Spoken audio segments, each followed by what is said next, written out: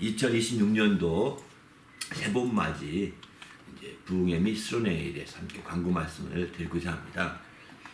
올해 2026년도 새봄 맞이 부흥회와 수련회는 4월 10일부터 12일까지 부활주일이 끝나는 그 부활 주간이 주일이 끝나는 그 주간에 금요일부터 토요일 주일까지 시작하게 됩니다. 바로 이제 그 표어는 내용이나 성령으로 결실하자. 올해 우리 교회 표어를 바탕으로 해서 이렇게 말씀과 함께 이렇게 수련회를 좀 준비했습니다. 이번 부흥회와 수련회는 온라인으로 진행되고 또 오프라인으로 함께 이거 선구간에 참여하신 분들은 오프라인으로 함께 참여하며 또 영광을 드리고 은혜 받을 수 있는 좋은 기회가 있습니다. 또 여러분들 이 선교관으로 오실 수만 있다면 오셔서 은혜 받는 좋은 기회로 삼으시길 부탁드립니다.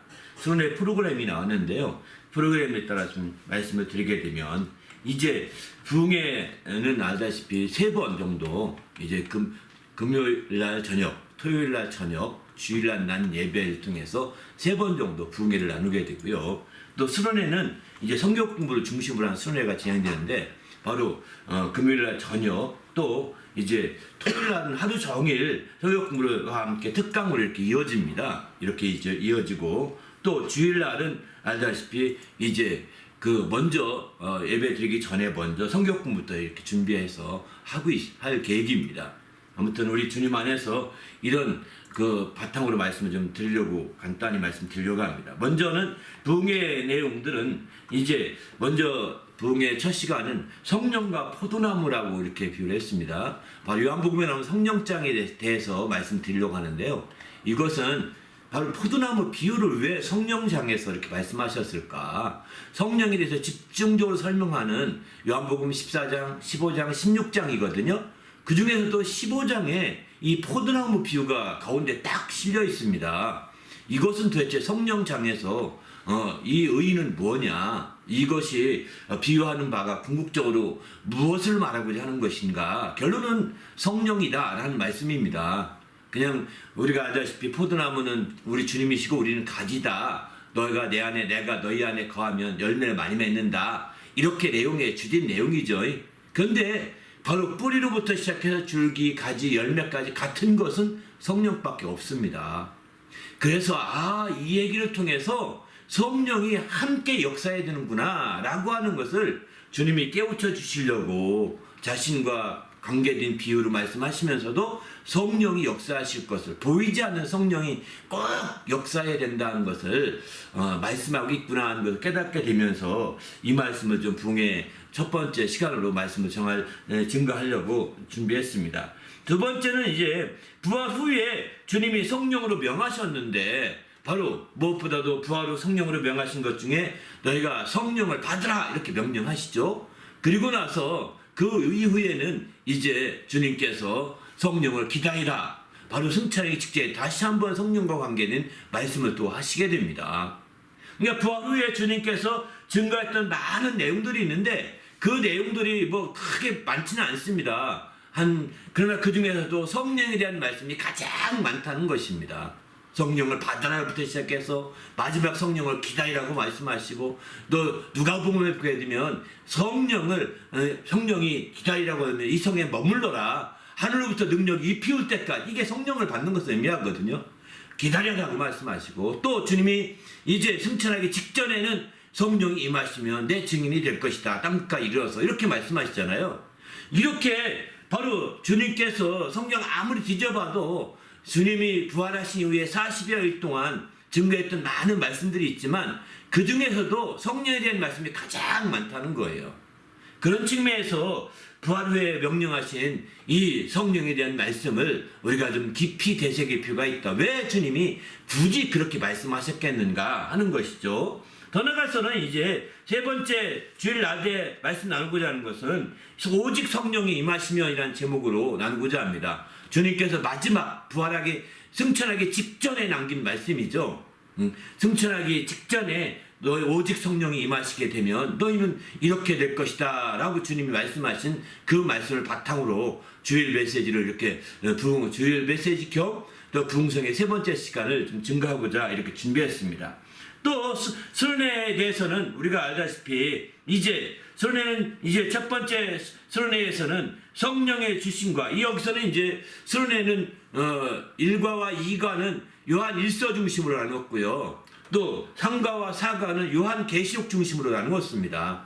그래서 사도 요한을 중심으로 해서 성령에 대한 부분들은 이번 부흥성회를 통해서 다 사도 요한이 증거했던, 사도 요한이 전했던, 사도 요한이 기록했던 성령에 대한 모든 것들을 다 한번 정리하는 데 목적을 두고 있습니다.